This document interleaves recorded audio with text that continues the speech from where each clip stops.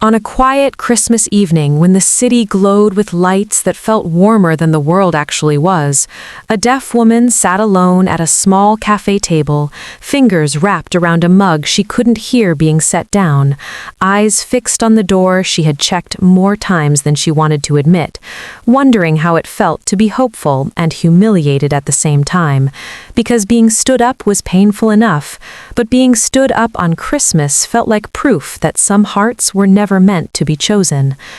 And just as she gathered her coat, telling herself she was strong enough to walk away again like she always did, two small hands tugged gently at her sleeve, and when she looked down, she saw twin little boys, identical faces full of nervous courage, signing slowly but clearly with the careful sincerity only children possess, "Please don't go, our mother needs you." And in that frozen second, the ache in her chest shifted into something unfamiliar, something fragile, something dangerous. Because love, when it arrives unexpectedly, doesn't ask if you're ready. And as the story unfolded from that moment, it revealed not just a chance encounter, but the quiet, aching lives of three people who had been waiting for someone who could truly see them. The woman, whose name was Sarah, had lived in a world where silence was not emptiness, but a constant companion, one that taught her to read faces instead of voices, and feel emotions instead of hearing promises. And Christmas had always been the hardest day because it amplified everything she lacked: a partner, a family, a sense of being chosen.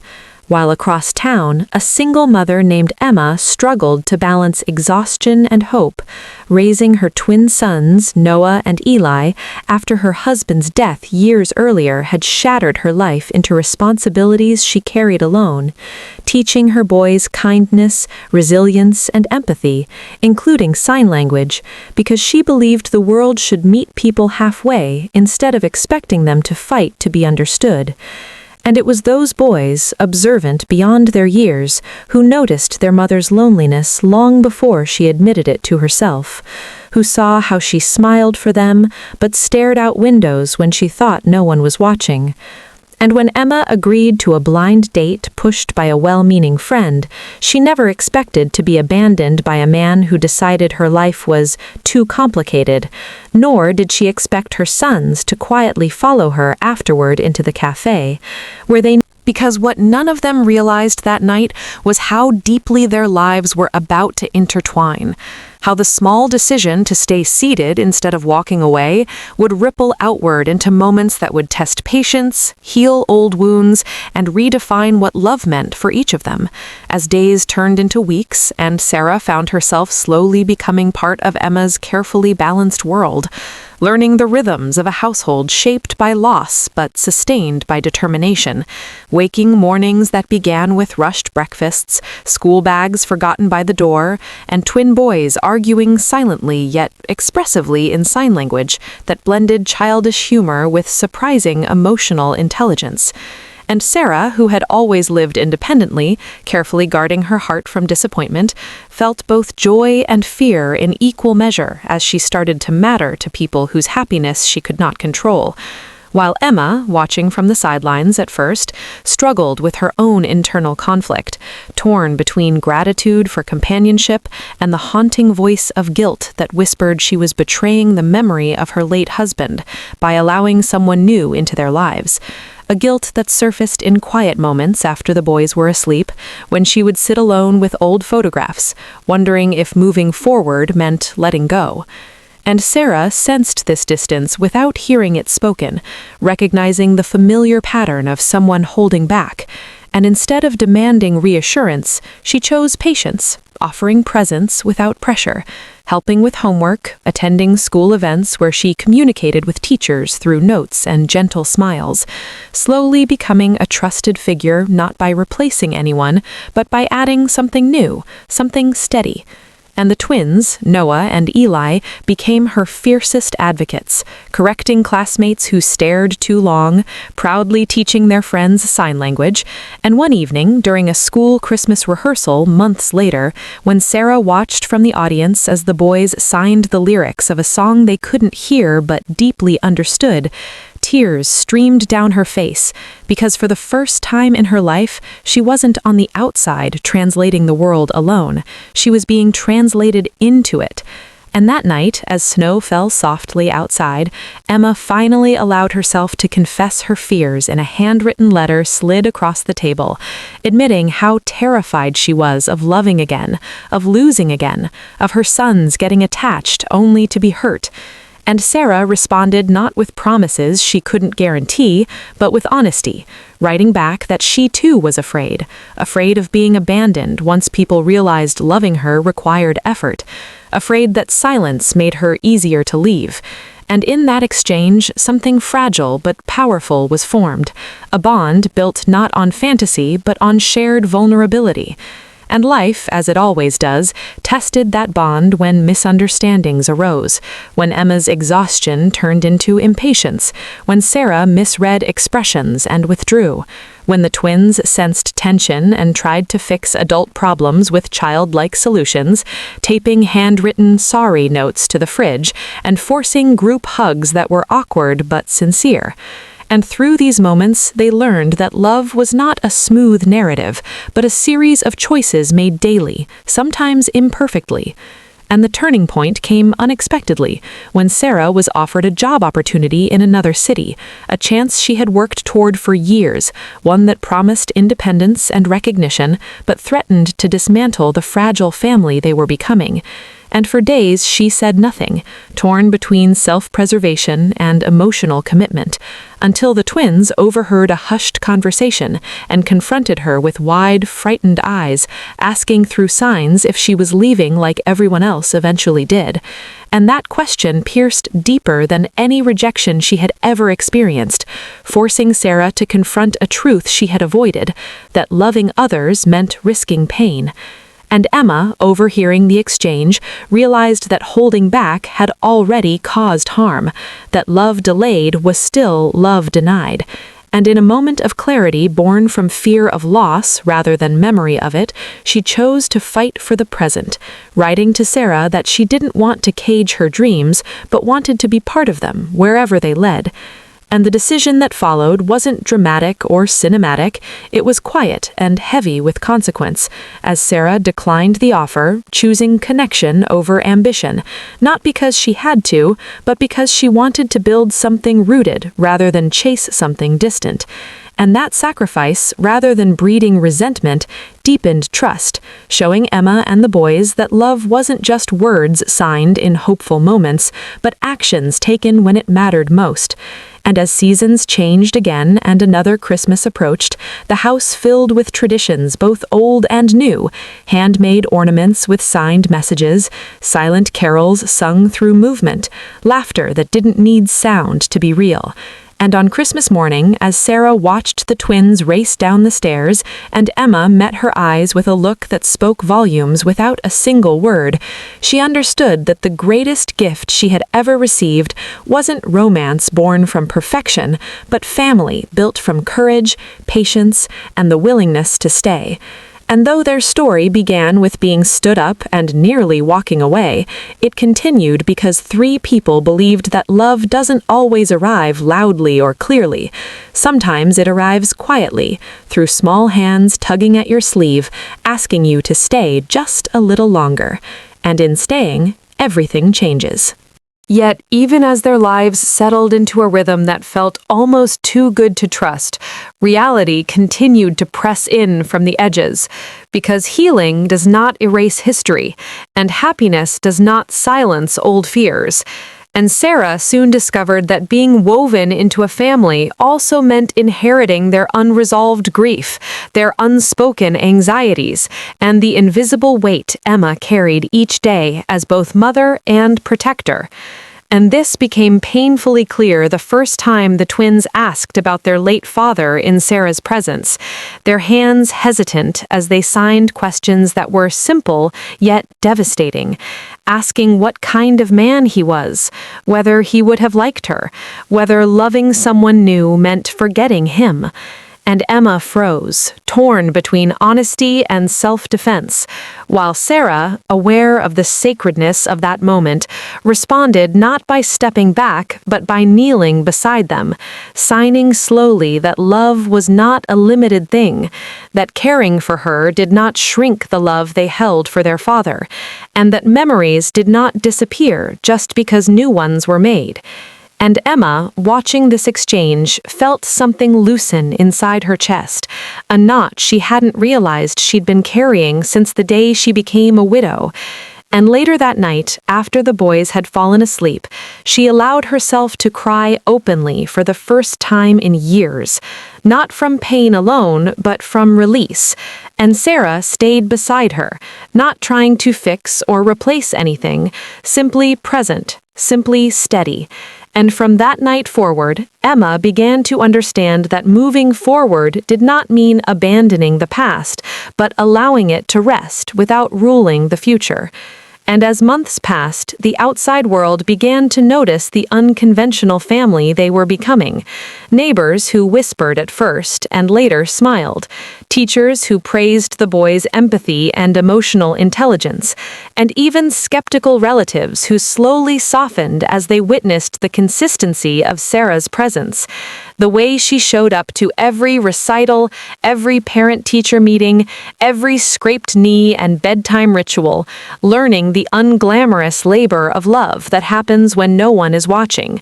And Sarah, in turn, faced challenges she had never anticipated, moments when the world reminded her sharply of her difference, like the time she was excluded from a community meeting because no interpreter had been arranged, or when strangers spoke to Emma about her instead of directly to her, reducing her to an inconvenience rather than a person.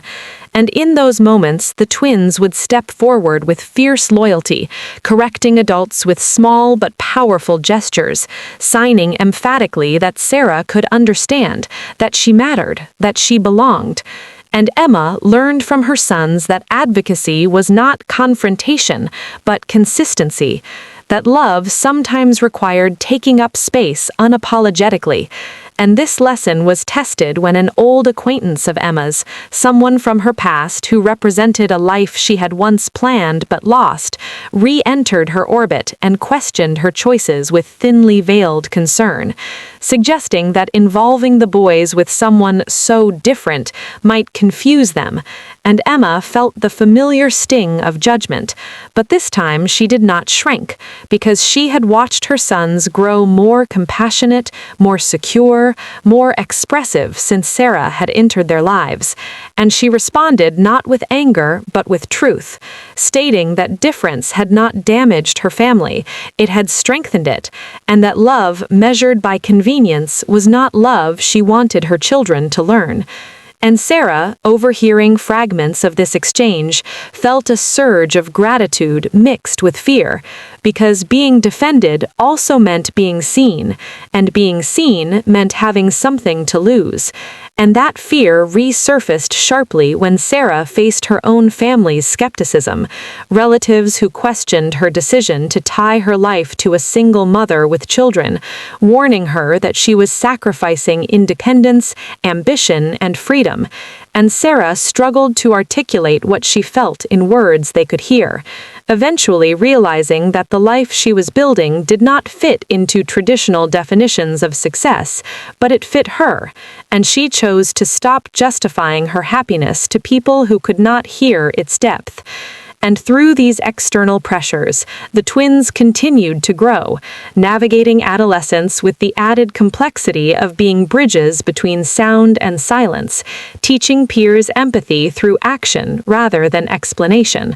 And one evening, after a particularly hard day, Noah asked Sarah in sign language whether she ever wished she had chosen a simpler life, and the question hung heavy between them, because it echoed doubts she rarely allowed herself to acknowledge. And she answered honestly, signing that simplicity was not the same as fulfillment, that while life with them was harder in some ways, it was richer in others, and that she had chosen it not out of obligation, but out of love. And that answer settled something in Noah's heart, something that would guide him years later when he faced his own choices about belonging and identity. And as another winter approached, bringing with it the anniversary of their first meeting, the family found themselves reflecting not on how far they had come, but on how deliberately they had stayed. How many moments could have broken them had they chosen fear over faith. And as they prepared for Christmas once more, decorating the same tree where their story had quietly begun, Sarah realized that the greatest transformation had not been in her circumstances, but in her sense of worth, because she no longer measured her value by who left or stayed, but by the love she gave and received daily.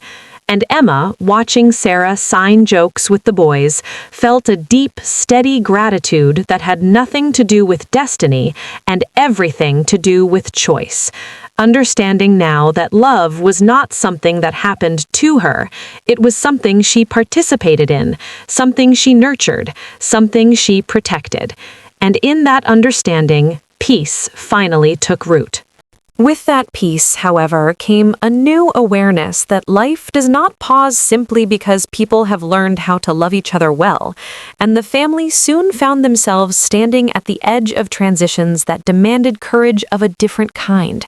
As the twins grew taller, their questions deeper, their emotions more complex, and Sarah noticed subtle shifts in their behavior, moments of quiet withdrawal, flashes of frustration that had little to do with homework or chores, and everything to do with the confusing territory of growing up between worlds.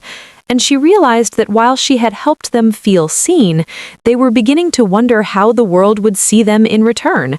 And this concern became tangible when Noah came home one afternoon unusually silent, his hands slow and hesitant as he signed that a classmate had mocked his signing, calling it weird. And though the insult was small, its impact was not, because it struck at the core of the identity he had been proud of. And Sarah felt the familiar burn of recognition, remembering her own childhood moments of being othered, of being reduced to a limitation rather than a person. And instead of rushing to comfort him with platitudes, she sat beside him and shared those memories, signing carefully about pain, resilience, and the long road to self-acceptance. And Emma, watching this exchange, saw how deeply Sarah's lived experience mattered, how it provided the boys not just protection, but perspective. And together, they decided to attend a community event for deaf and hard-of-hearing families, not as an obligation, but as an invitation. And there, the twins were exposed to a vibrant world of movement, expression, and shared understanding, meeting children and adults who navigated silence with confidence rather than apology. And something shifted inside them, a quiet pride replacing earlier doubt, as they realized that sign language was not a weakness, but a language of connection. And this realization strengthened their bond with Sarah, who for the first time felt fully mirrored by a community that did not require translation. And yet, even in that belonging, she understood that her role within the family would continue to evolve, because the boys were no longer just children needing care, they were individuals forming identities that would one day take them beyond the safe boundaries she and Emma had created. And this understanding brought both joy and a subtle ache, as all real love does. And Emma, too, faced her own reckoning as she began to imagine a future not defined solely by motherhood, not out of selfishness, but growth, considering opportunities she had long postponed. And one evening, after the twins had gone to bed, she signed and wrote to Sarah about her desire to return to school, to reclaim a part of herself that had been paused by grief and responsibility. And Sarah's response was immediate and unwavering, encouraging her not to shrink her dreams to preserve comfort, reminding her that love was not about containment, but expansion. And in supporting Emma's ambitions, Sarah confronted lingering fears of being left behind, yet she chose trust over control, understanding that true partnership meant cheering for each other's growth, even when it introduced uncertainty. And the boys, witnessing this mutual encouragement, absorbed a powerful lesson about relationships that no lecture could have taught, learning that love was not sacrifice that bred resentment, but collaboration that built strength. And life continued in this layered way, marked by small victories and inevitable setbacks, moments of laughter punctuated by exhaustion, as the family navigated illnesses, school pressures, and the mundane chaos of everyday life. And through it all, communication remained their anchor, whether through signs, notes, or simply shared presence. And that anchor was tested profoundly when Sarah experienced a health scare that temporarily threatened her independence, forcing her to confront vulnerability she had long managed alone. And Emma stepped forward without hesitation, rearranging schedules, advocating fiercely in medical settings, ensuring interpreters were present. And in that reversal of roles, Sarah felt a deep, humbling gratitude, realizing that she was no longer the one giving stability from the margins, she was receiving it from the center of a family that claimed her fully. And the twins, frightened but resilient, rallied around her with handmade cards and exaggerated signs of encouragement, their love both clumsy and profound. And as Sarah recovered, she understood that interdependence was not weakness, but trust made visible.